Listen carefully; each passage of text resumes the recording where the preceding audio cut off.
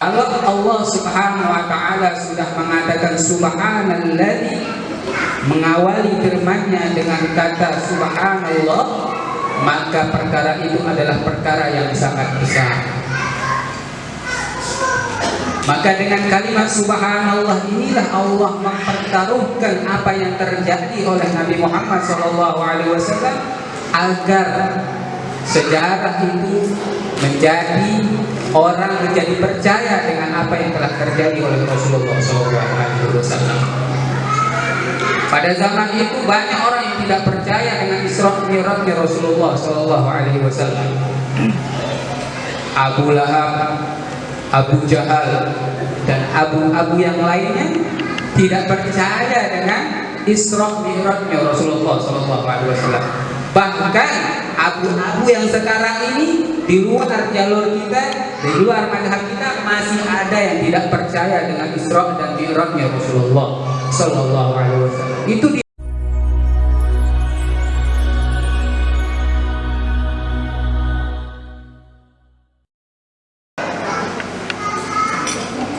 Bismillahirrahmanirrahim.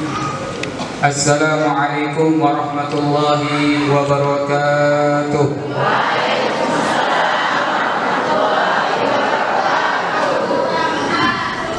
Alhamdulillahi rabbil alamin, wa bihi nasta'inu ala umuri dunya wad din, wa sallallahu wa sallama ala sayyidil mursalin sayyidina wa habibina wa syafi'ina wa qurrata a'yunina wa maulana Muhammadin sallallahu alaihi wasallam wa ala alihi wa sahbihi ajma'in wa tabi'in wa tabi'in wa man tabi'ahum bi ihsanin min yawmina hadha ila yaumiddin, amma ba'du. Subhanalladzi asra bi'abdihi laylan minal masjidil haram ilal masjidil aqsa alladzi barakna hawlahu linuriyahu min ayatina innahu huwas samiul basir. Alhamdulillah, sore hari ini kita bersama-sama kumpul di tempat salah satu dari taman-taman surganya Allah Subhanahu wa taala, di tempat yang mulia, di waktu yang mulia, yang mudah-mudahan dengan kemuliaan yang telah Allah berikan kepada kita ini, Allah Subhanahu wa taala terkhususnya kepada guru kita semuanya, Tuan Guru Ihya Ulumuddin, mudah-mudahan senantiasa diberikan kesehatan oleh Allah Subhanahu wa taala, keberkahan umur oleh Allah Subhanahu wa taala, keberkahan rezeki oleh Allah Subhanahu wa taala, serta manfaat di dunia wal akhirah, dan dapat memilih kita ila yaumil qiyamah. Amin amin ya rabbal alamin. Ibu-ibu, hadirin hadirat yang dirahmati oleh Allah Subhanahu wa taala,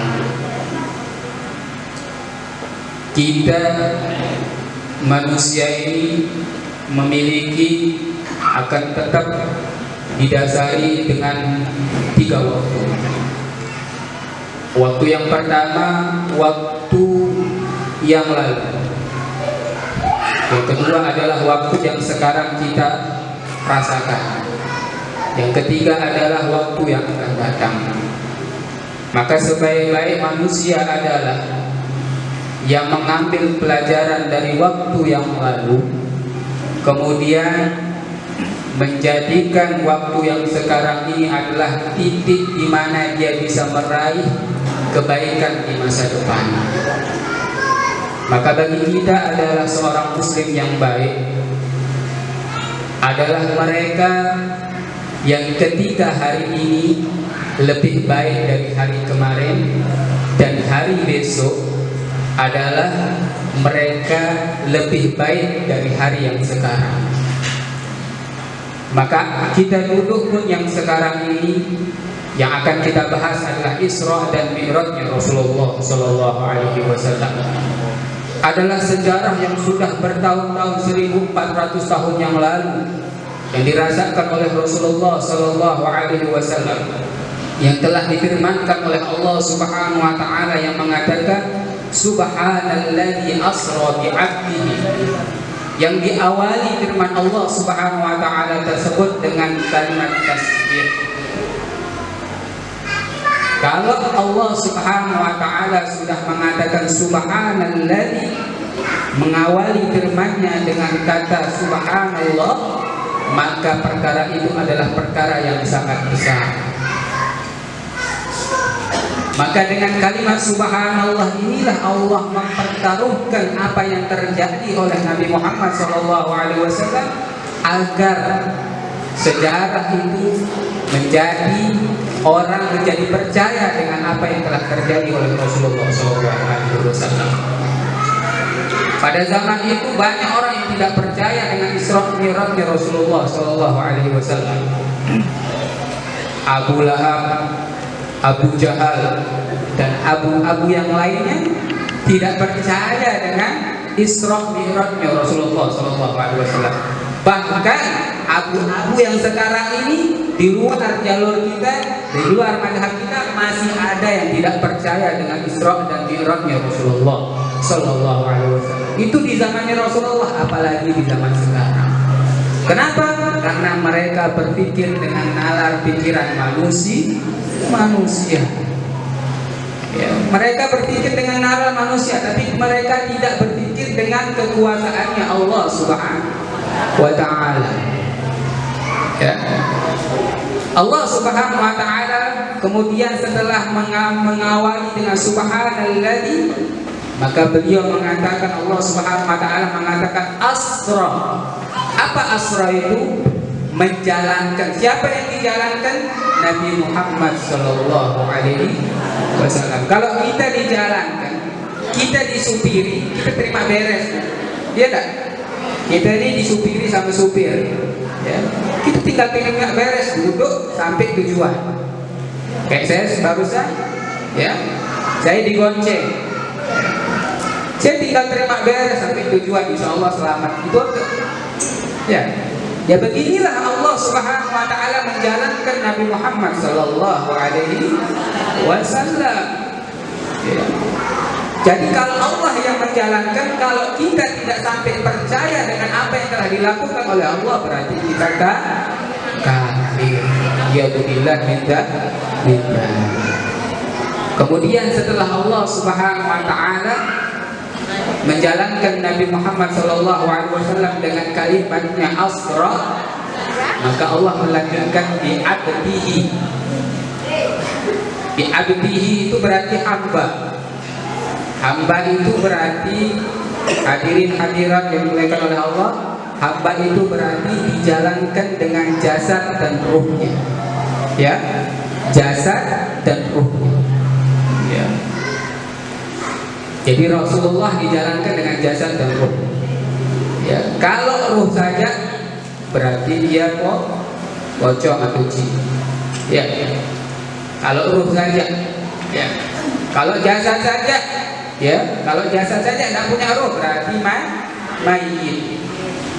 Ya. Nah, itu.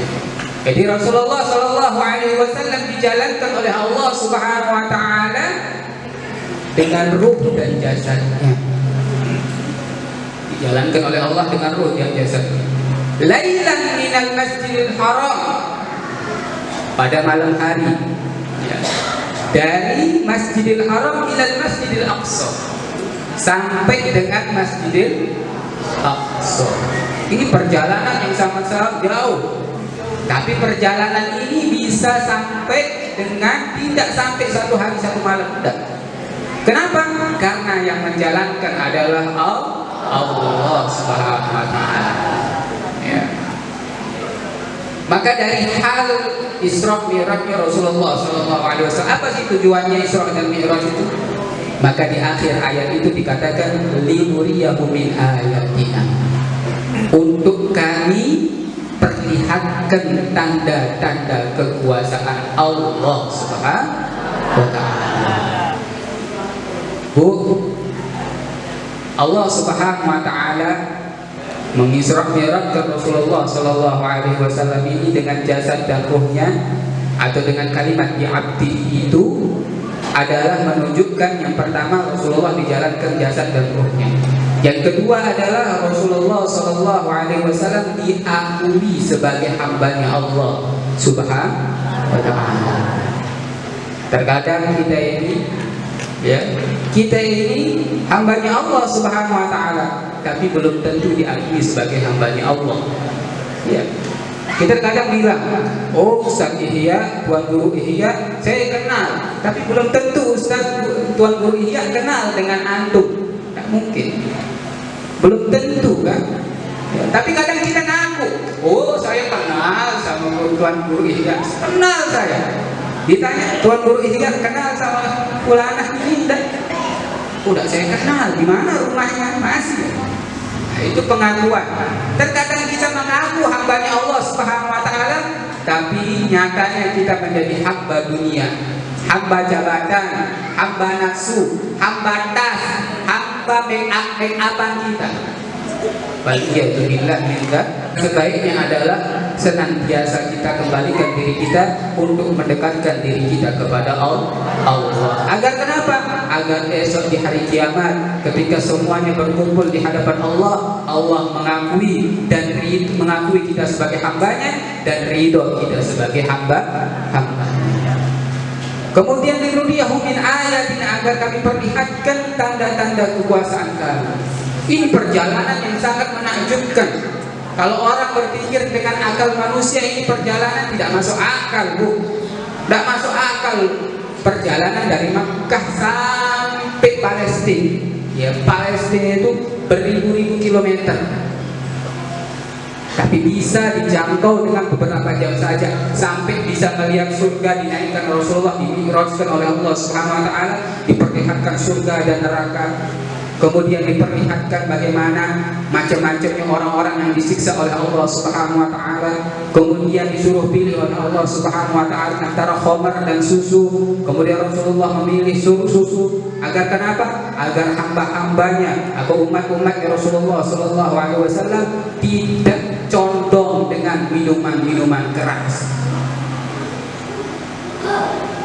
Ini Rasulullah tidak milih minuman keras, apalagi kalau milih. Tidak milih saja, masih banyak hamba-hamba dan umatnya yang mau minum minuman keras. Mudah-mudahan anak cucu kita, ya, zuriat-zuriat kita dijauhkan dari maksiat, dijauhkan dari khamar, dijauhkan dari narkoba. Amin amin ya rabbal alamin.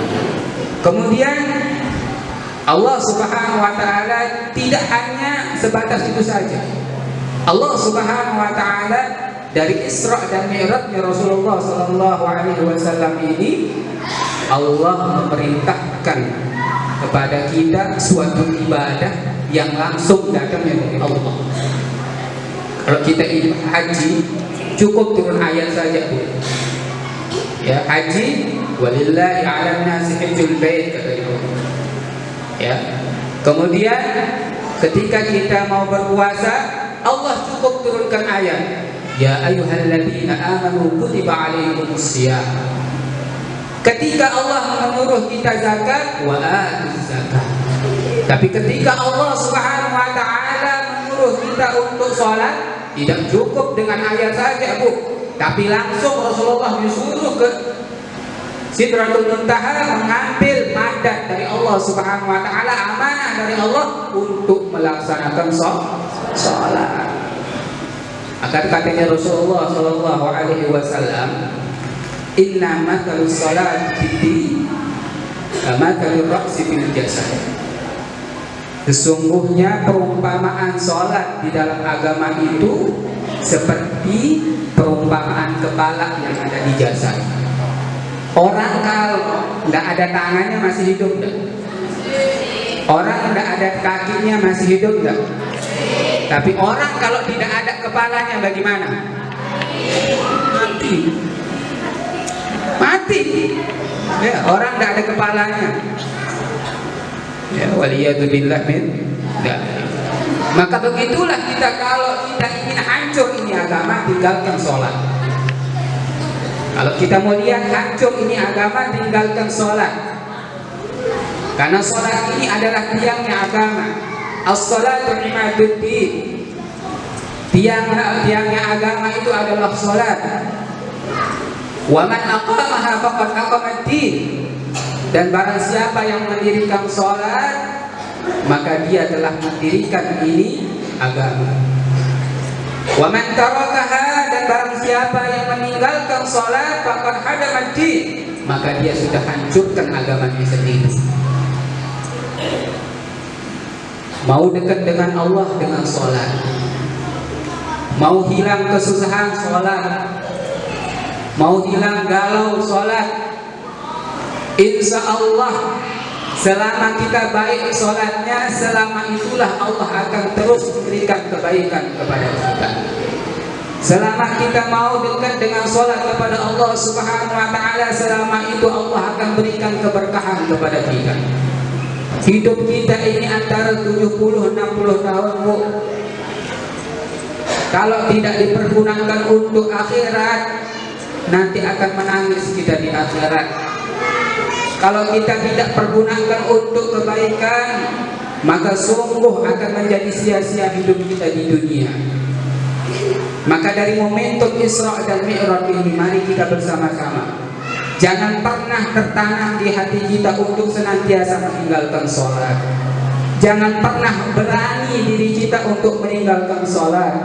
Karena sesungguhnya nanti ketika kita masuk ke dalam kubur, ketika perjalanan hisab kita, maka yang akan dipertanyakan oleh Allah Subhanahu wa ta'ala yang pertama kali adalah as-salat. Rasulullah mengatakan awwalu ma yuhasabu bihil 'abdu yaumal qiyamah as-salat. Fa in salaha salaha sairul a'mali wa in fasada fasada sairul a'mali. Yang pertama yang akan dihisab oleh Allah adalah salat. Maka kalau sholatnya sudah bagus, baik, maka seluruh amalan-amalannya akan baik di mata Allah. Dan kalau sholatnya buruk, bolong-bolong, tidak khusyuk, lupa dengan rukun dan apa yang ada ditentukan di dalam sholat, maka masih ada pertanyaan-pertanyaan selanjutnya nanti kita di dalam kubur, di dalam hisab kita. Mudah-mudahan kita termasuk orang-orang yang senantiasa mendirikan sholat. Anak-anak kita termasuk dari orang-orang yang senantiasa beribadah dan mendirikan sholat. Dan mudah-mudahan cucu-cucu kita, anak-anak kita, keturunan kita termasuk orang-orang yang soleh dan solehah. Mudah-mudahan perkumpulan kita ini adalah perkumpulan yang dirahmati oleh Allah Subhanahu wa ta'ala. Perkumpulan yang senantiasa menurunkan rahmat taufik hidayahnya Allah Subhanahu wa ta'ala. Mudah-mudahan kita semuanya diberikan keistiqomahan oleh Allah Subhanahu wa ta'ala. Mudah-mudahan Allah Subhanahu wa ta'ala tidak kita keluar dari majelis ini dan tempat yang mulia ini kecuali ampunan Allah. Dosa-dosa kita diampuni oleh Allah Subhanahu wa ta'ala. Dosa-dosa kedua orang tua kita diampuni oleh Allah Subhanahu wa ta'ala. Orang tua kita yang telah meninggal, mudah-mudahan Allah ampuni dosanya dan menjadikan kuburannya termasuk dari taman-taman surganya Allah Subhanahu wa ta'ala. Dan mudah-mudahan kita yang masih hidup, mudah-mudahan Allah Subhanahu wa ta'ala senantiasa memberikan kita umur yang barakah, manfaat di dunia wal akhirah.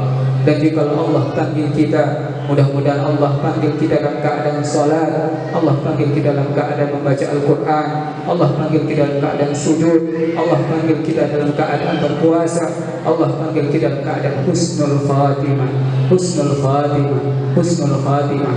Dan mudah-mudahan selawat yang kita baca menjadi penyebab Allah Subhanahu wa ta'ala memperkenankan diri kita, keluarga kita, guru-guru kita, dan orang-orang yang kita kasihi mendapatkan syafaatnya Rasulullah sallallahu alaihi wasallam.